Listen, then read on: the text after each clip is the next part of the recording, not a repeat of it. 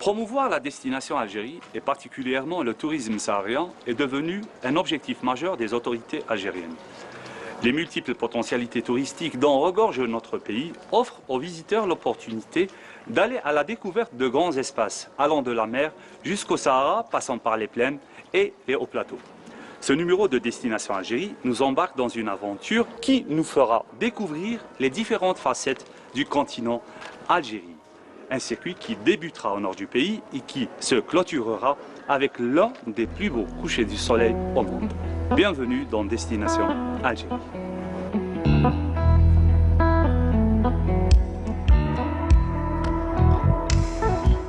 Askrem, quatrième plus haute montagne de l'Algérie.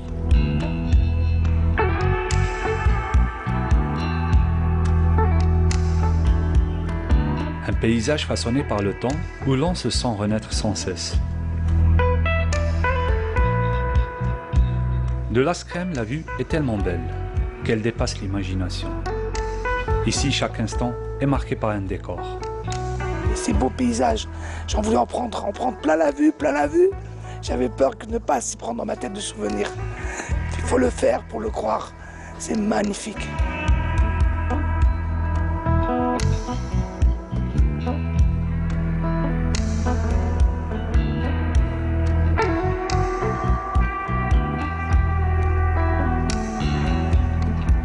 Askrem were amazing. I mean, I'm still speechless. I'm still not sure what to say about it because it was breathtaking, really.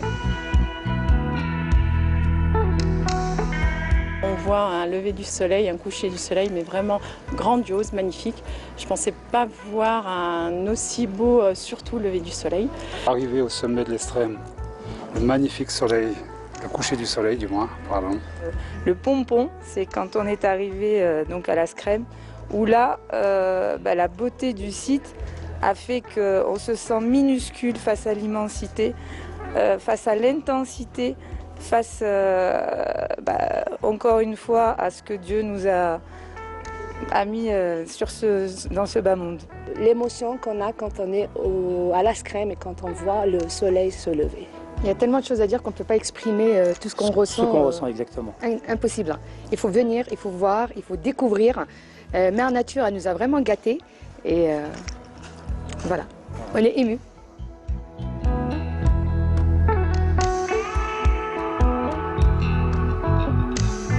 Nous laissons le soleil de l'Askrem se coucher en harmonie pour aller remonter le temps.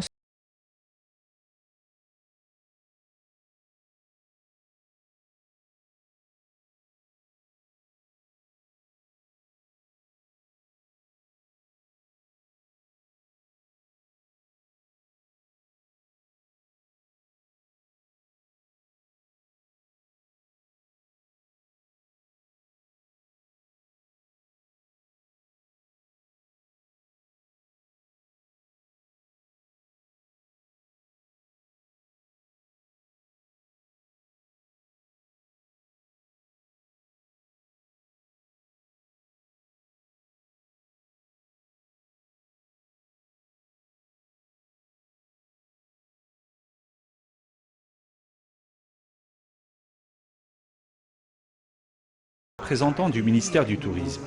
Nos raideurs vont prendre le départ depuis cet hôtel, joyau architectural de la capitale où ils ont passé leur première nuit. Les raids de sable, automatiquement, on va faire quelques dunes sur le passage. Et puis la spécificité, c'est de faire venir le maximum de nos frères et sœurs qui sont à l'étranger. Ça marche très bien. Ils sont à 90% de participation.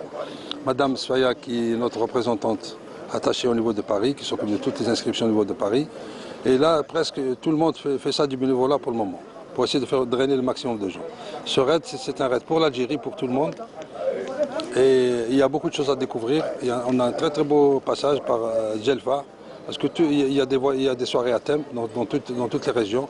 On est reçu par la wilaya de Ghardaya, le Wali et toute la délégation. À Tamara, c'est la même chose. On a un deuxième départ au niveau de Ghardaya pour faire participer tout le monde. Ça, c'est un circuit touristique. Il n'y a pas de chrono. Les gens roulent doucement.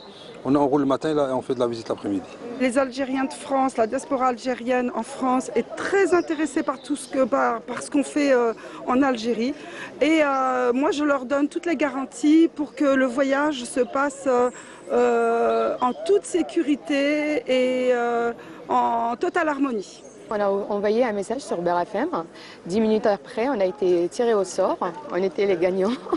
Et ça nous a fait super plaisir pour une fois qu'on gagne quelque chose. Et du coup, on a été contacté par l'équipe, par M. Bourali, par Sfaya, qui ont fait le nécessaire.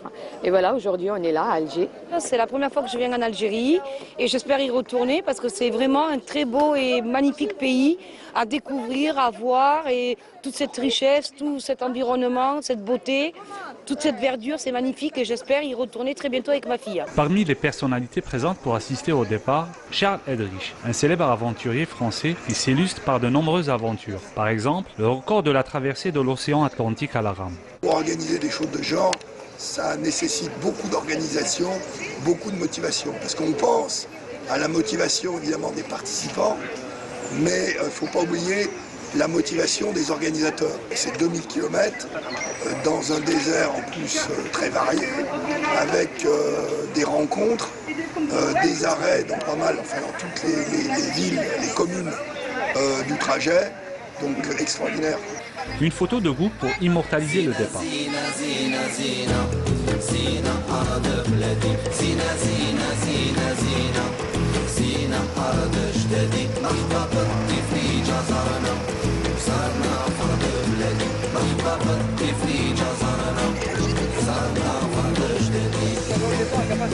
Ah oui.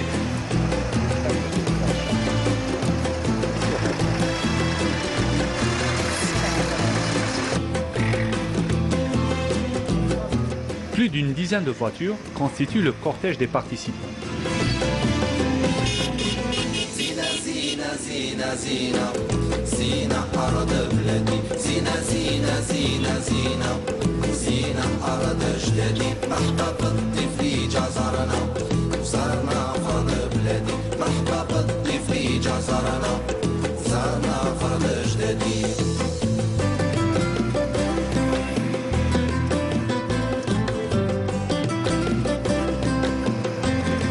Demi-kilomètres vont être parcourus sur une route transsaharienne.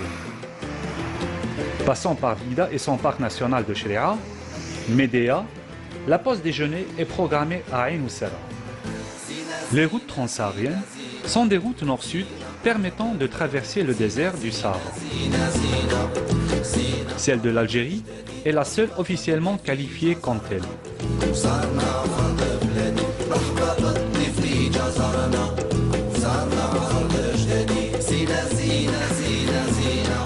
La route nationale numéro 1 relie Alger à la frontière entre l'Algérie et le Niger sur une distance de 2335 km achevée par l'État algérien.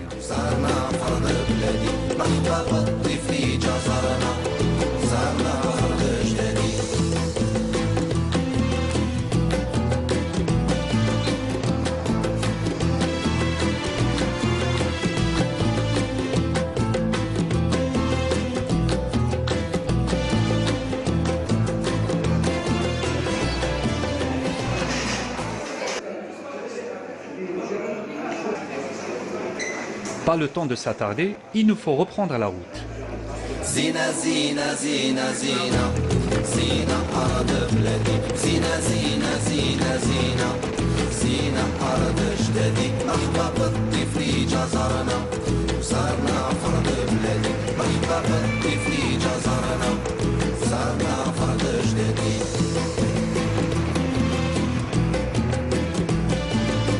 Entre Médéa et Ain Oussera, le barrage de Boughzoul est la principale zone humide dans cette région. Cette étendue est un site où de nombreuses espèces d'oiseaux ont été dénombrées par les services de la conservation des forêts. Plus de 700 oiseaux de différentes espèces, tels que le canard à col vert, les grands cormorans, viennent des régions froides d'Europe vers ce site très riche en nourriture et qui recèle une importante flore offrant des conditions propices à la reproduction.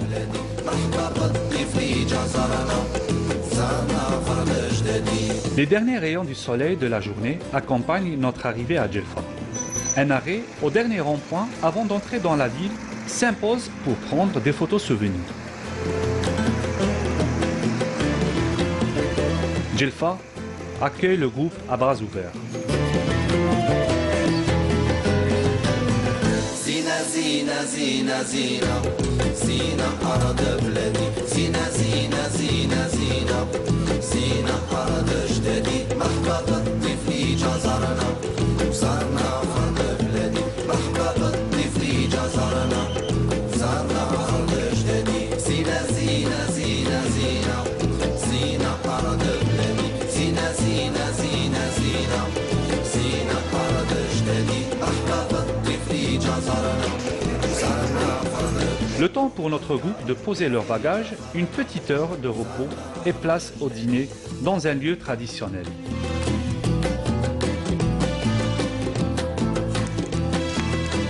Une khaïma choisie par les organisateurs. Un dîner aux saveurs locales attend nos raideurs.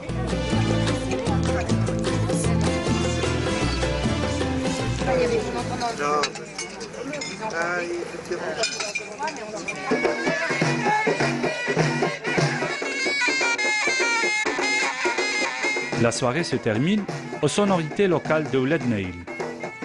Photos, admiration, tout le monde est attiré par le rythme naïli.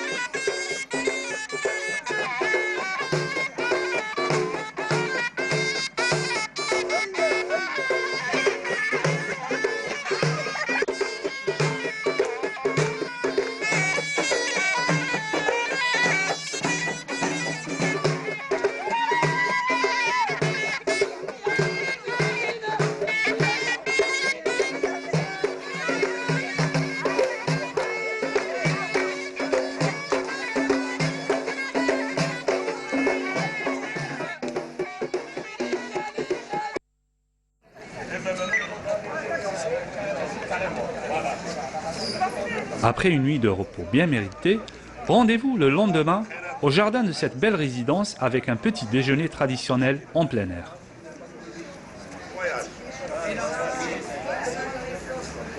Je pense que c'est une initiative louable de la part des organisateurs, surtout concernant aujourd'hui on est au début de la saison touristique vers le Sahara.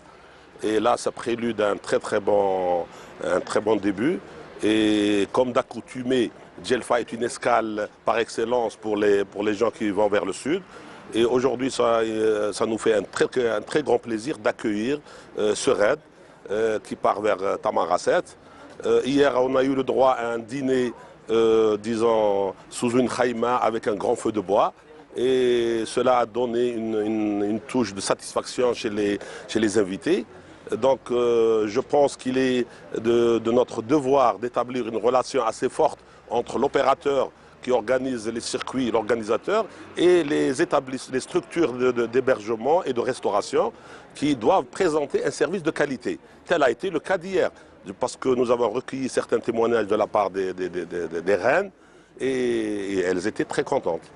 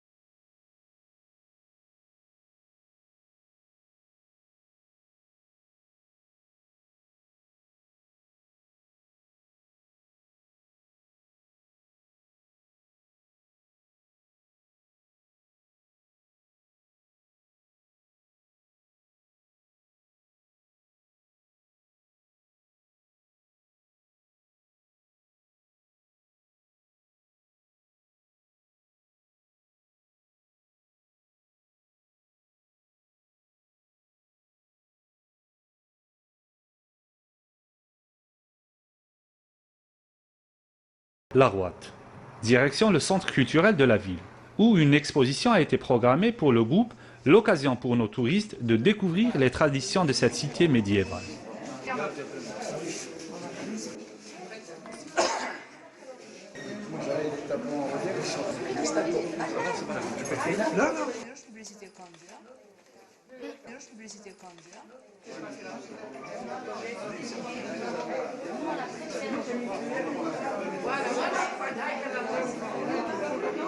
Les tapis, il y en a à peu près une cinquantaine de variétés. Tout est naturel dans le tapis, aussi bien la laine que la teinture. La teinture, c'est une teinture naturelle à partir des herbes.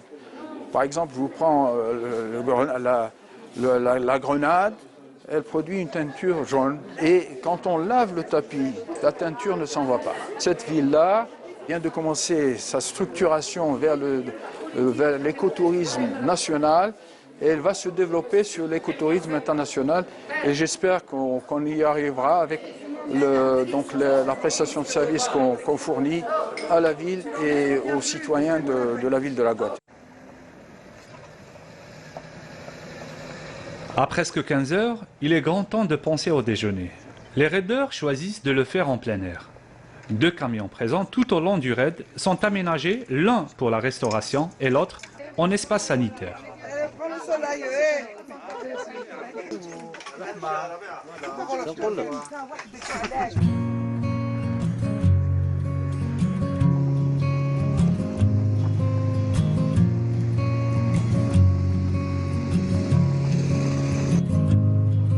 Notre arrivée à Gardaya, la capitale de la vallée du Mzab, coïncide avec le coucher du soleil.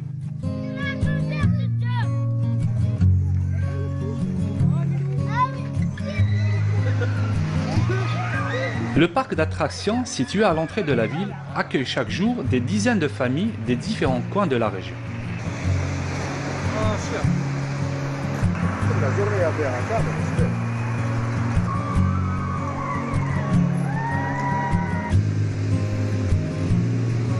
Quant à notre groupe, il rejoint sa résidence dans la palmeraie de Beni Izgen. Après cette longue journée, les raideurs choisissent de se reposer juste après le dîner.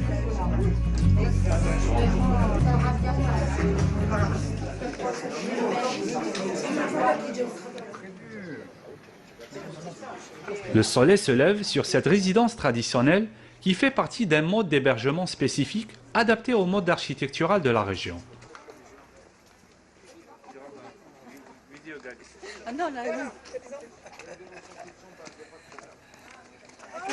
Je sais pas.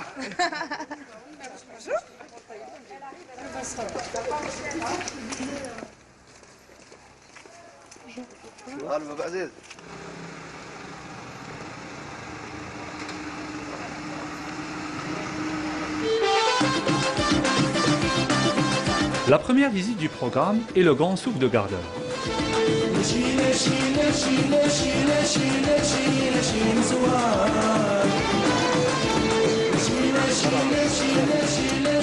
Ici, on trouve de tout. Des saveurs locales, des habillements traditionnels, mais aussi des produits qu'on ne peut trouver que dans la région.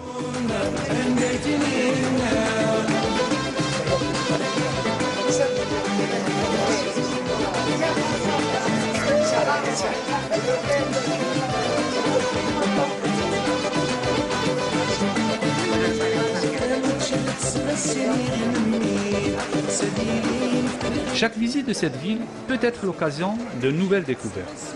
Cette fois-ci, une boisson typique de la région appelée Takerweit.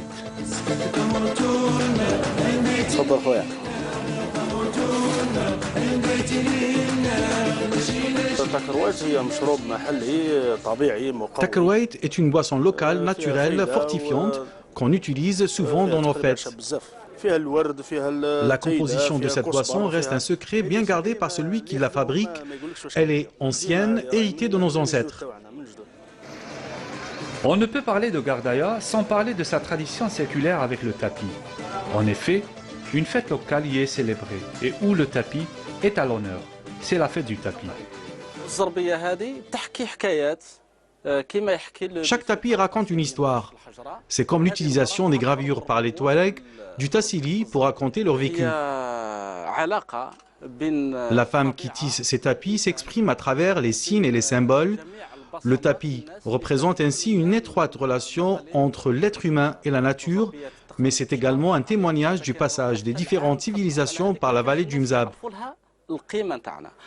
Certains tapis nécessitent de 1 à 2 mois de travail, d'autres 6 mois, voire une année de travail. Beaucoup de gens ignorent ces détails et donc la valeur de ces tapis.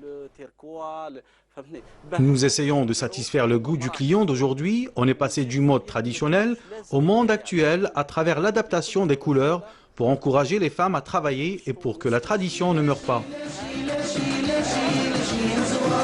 Nous retrouvons notre groupe de raiders après shopping au milieu de la placette du souk pour aller à la découverte de la plus ancienne cité du Mzab. Al-Ataf est considérée comme la première forteresse bâtie des 5 cités qui forment la vallée du Mzab.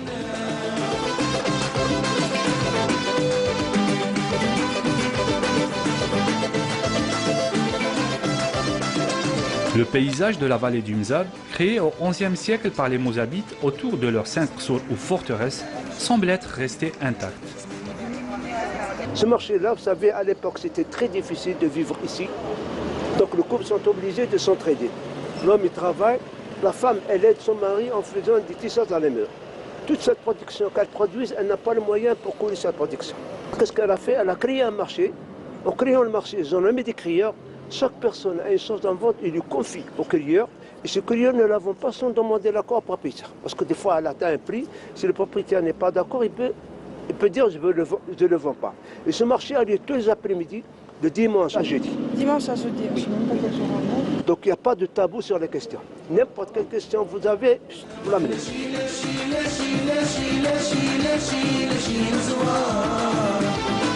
L'architecture du Mzab a été conçue pour la vie en communauté, tout en respectant les structures familiales.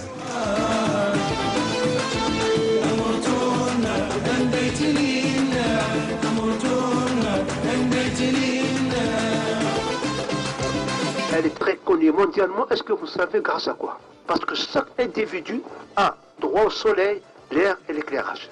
C'est des maisons qui ne doivent pas dépasser à peu près entre 7,5 d'auteur.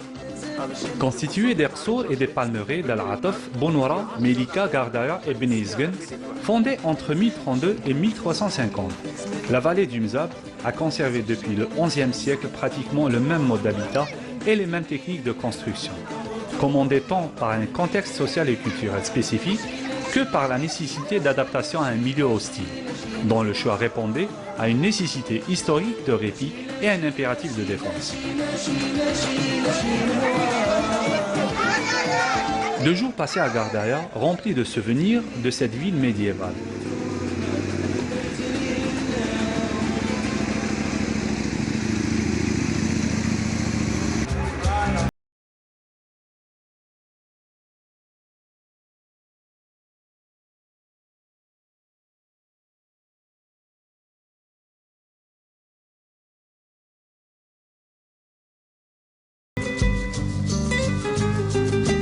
Une équipe de jeunes veille au bon déroulement de ce raid.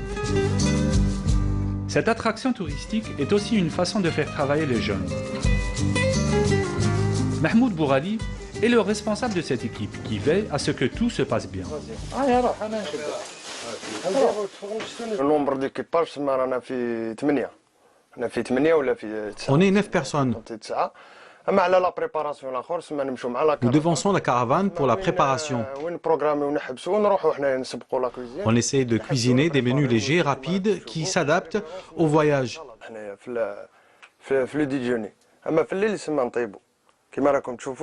Mais la nuit, les menus sont plus consistants. J'ai appris la cuisine sur le terrain.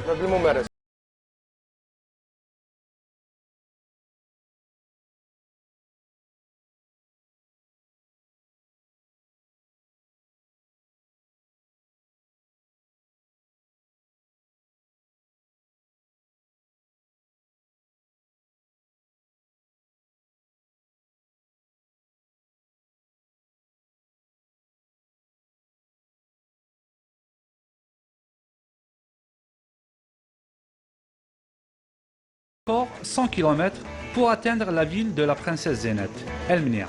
Avant l'entrée de la ville, Toufir Bourali, l'organisateur du raid, donne quelques points sur l'histoire de la ville. Ici, c'est le commerce interlactique. Les gens sont habitués, c'est des anciens qui faisaient le pont. La population de El Golia, ils vivaient maintenant tout se fait sur place.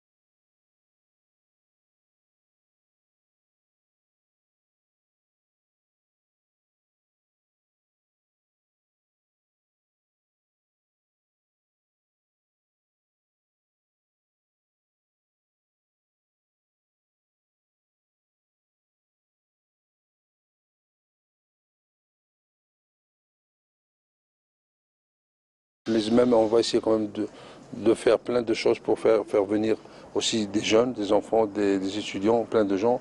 Inch'Allah, et puis sur un passage d'Alger, sur une route d'Alger jusqu'à Tamasset, 2000 km, l'Algérie a besoin des centaines de raids de ce genre pour faire découvrir la beauté et l'immensité de l'Algérie. Je m'occupe principalement des gens habitant en France. Je leur explique comment va se passer le raid, sur combien de temps, combien d'étapes. Et eux peuvent revenir vers moi, me demander ce qu'ils ont vraiment, toutes les questions possibles et imaginables. De toute façon, continuer seul, c'est très difficile. D'ailleurs, maintenant, le produit, il est sur le chemin. Ça marche très très bien. Il y a une très bonne équipe qui est à mes côtés, y compris le truc étatique. Ça, c'est une nouvelle chose. Et puis, notre ministère.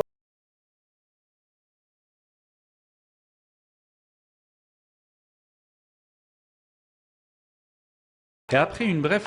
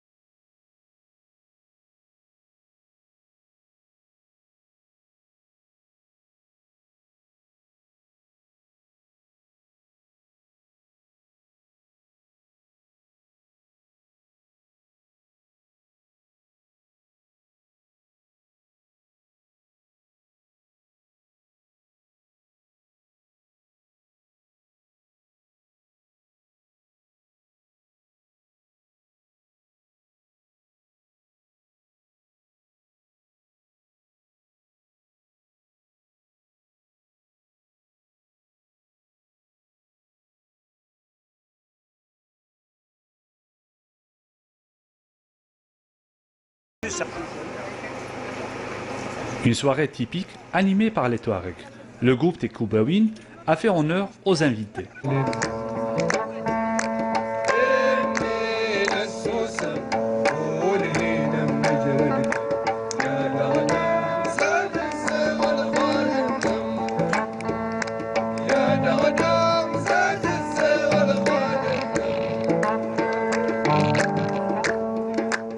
Quoi de mieux que d'écouter le blues touareg dans son propre paysage.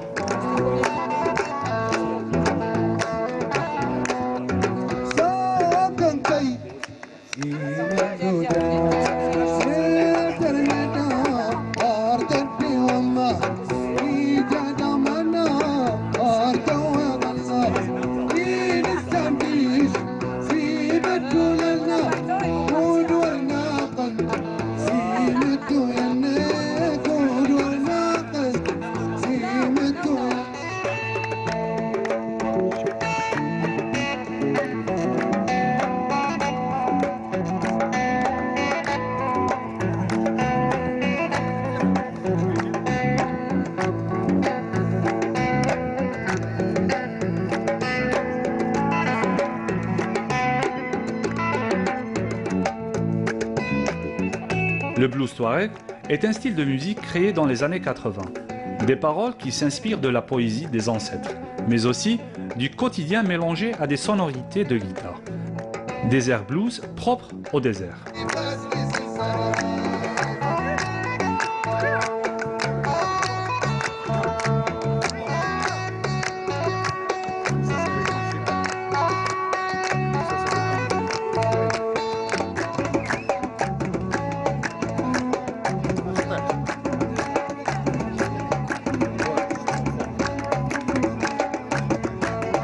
كوبا تأسست في 2011.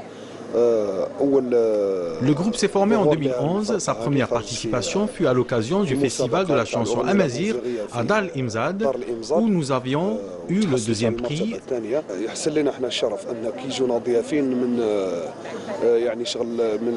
Nous sommes toujours honorés par la présence d'invités venus de l'intérieur ou de l'extérieur du pays, surtout quand il s'agit des Algériens vivant à l'étranger. Pour nous, c'est donc l'occasion de leur véhiculer un message. La culture algérienne est toujours protégée par les jeunes artistes.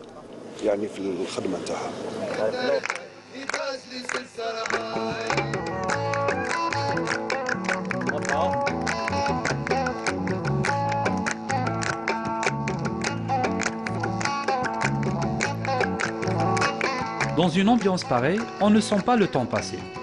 Mais nous sommes obligés de continuer notre périple.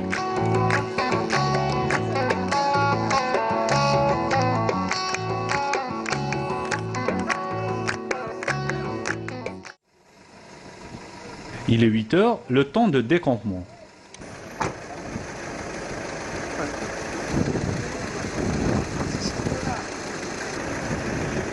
Il faut parcourir 400 km pour atteindre Moulay El Hassan, où est prévu le deuxième bivouac.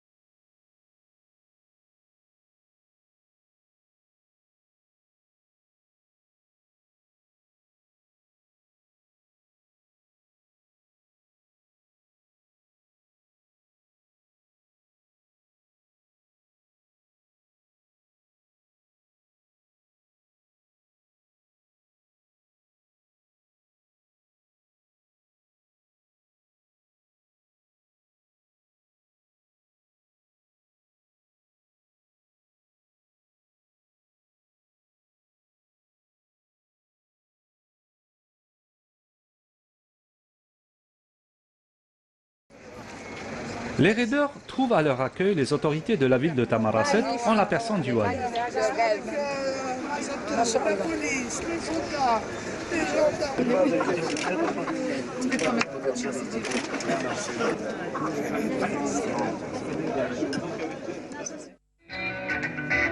La soirée dans cette ville est bien animée.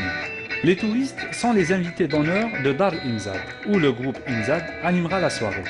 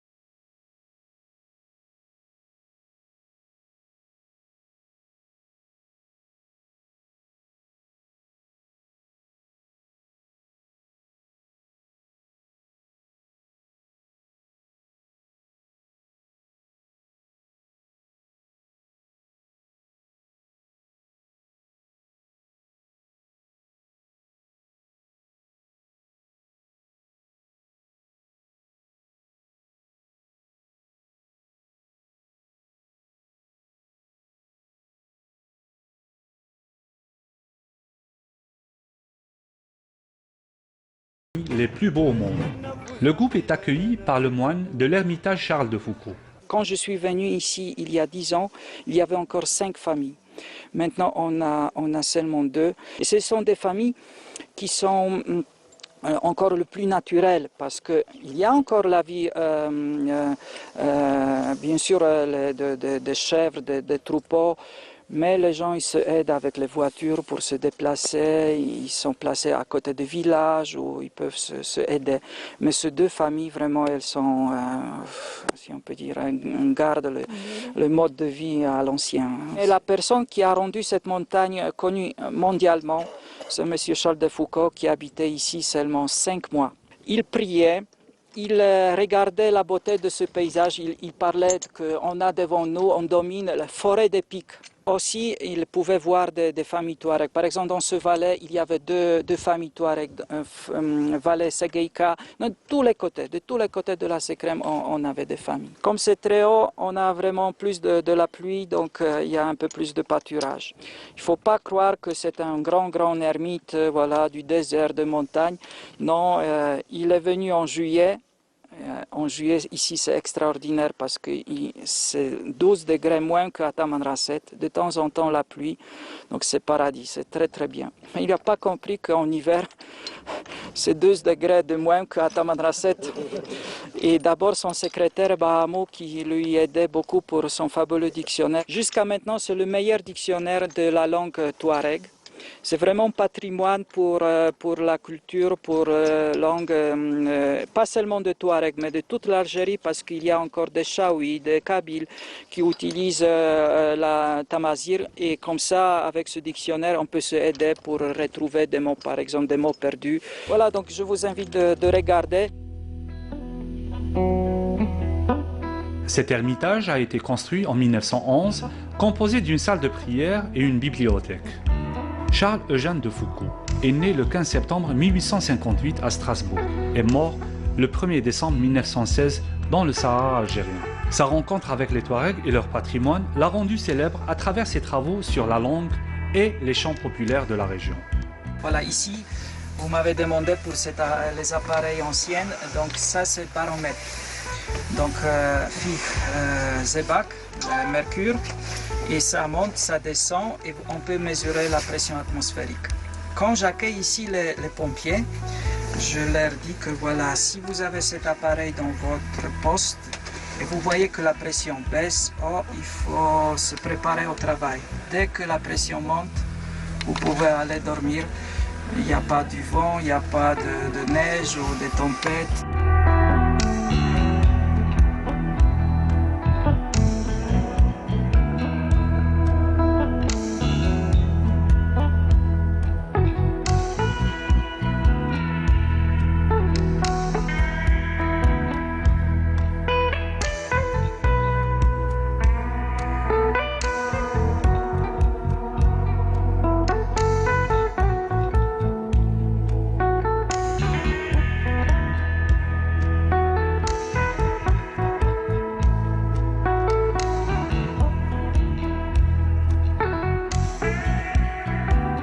Plus de 2000 km parcourus, différentes étapes, différents paysages, traditions et saveurs différentes, mais surtout une envie de découverte, de rencontres humaines, de connaissances. Un pays aux multiples facettes et aux vastes étendues. Franchement, d'Alger jusqu'à Tamanrasset, jusqu'à Laskrem, c'était exceptionnel.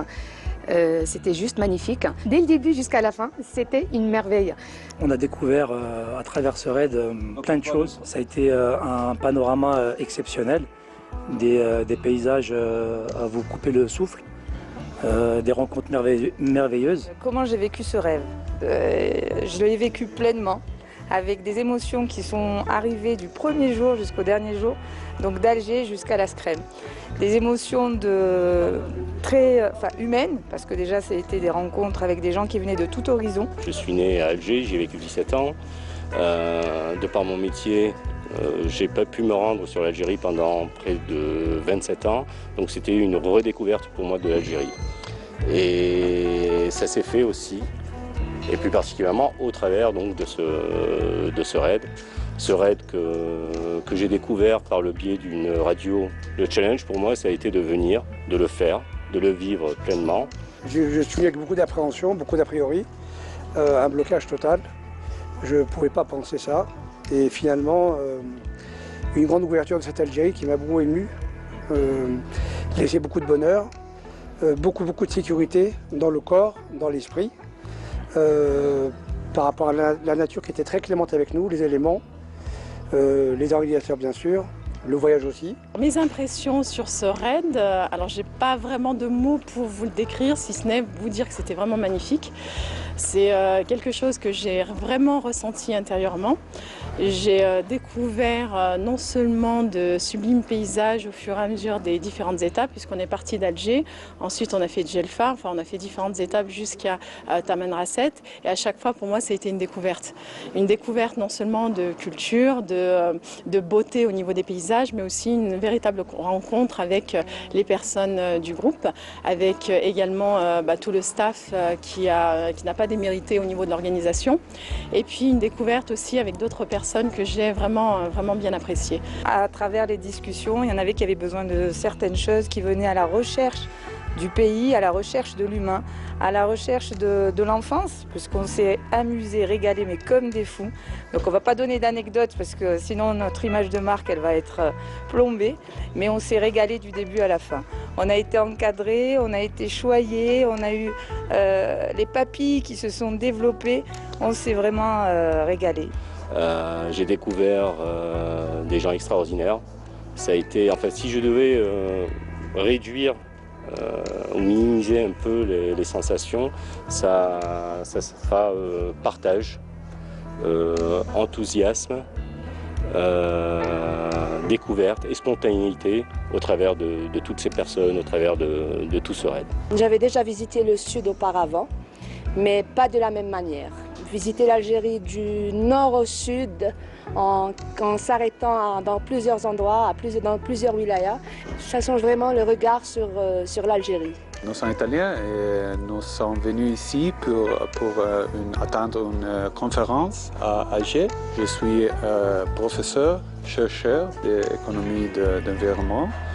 Et bon, on a profité parce qu'il y a beaucoup de temps qu'on a pensé de venir ici pour faire du tourisme. Et moi et mon frère, on a beaucoup pensé de venir dans le sud, en particulier pour voir Hogar. La dernière nuit de ce raid se termine en apothéose avec un dîner traditionnel, le tegla. Ce décor saharien donne à cette nuit passée sous les étoiles un goût spécial. Personne ne veut se réveiller de ce rêve, plutôt de ce raid.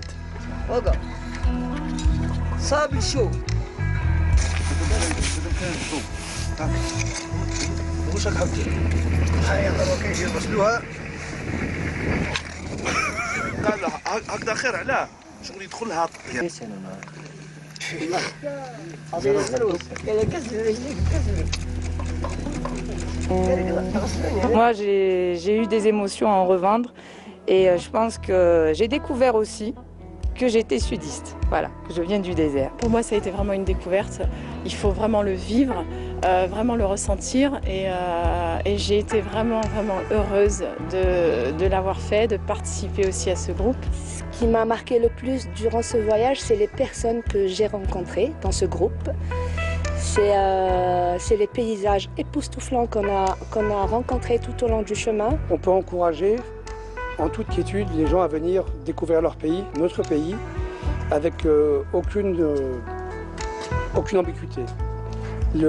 Pour moi, le doute est levé, le bonheur est là, quoi.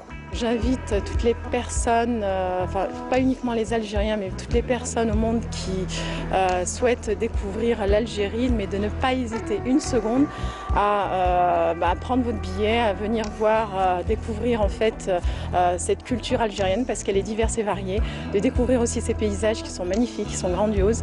Je pense que vous ne le regrettez pas. Donc venez, foncez et ne vous posez pas de questions. On est très contents avec l'organisation, tout s'est passé incroyable.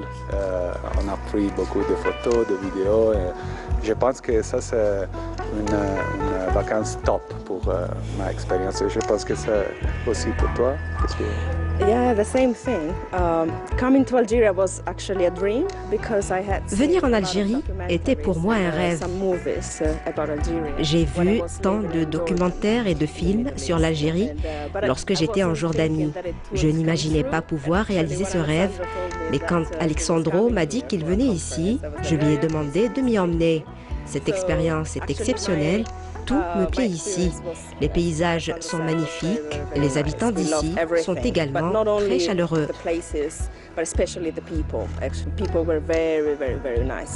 Regarder les montagnes et voir comme ça va changer avec la couleur pendant le temps, c'était incroyable. Et pour nous, comme on vit à Londres, il y a beaucoup de gens et c'est toujours pressé, beaucoup de stress. C'est important de Vous allez inviter d'autres gens à venir? Oui. On va revenir et on va faire... Janet, il y a beaucoup de choses à voir. Et on espère, Inch'Allah, retourner. Merci beaucoup. 2000 km parcourus, sillonnant différentes villes, à la rencontre de traditions, de culture, d'histoire, de gastronomie, de musique, pour enfin savourer des instants magiques au sommet de la Skrem.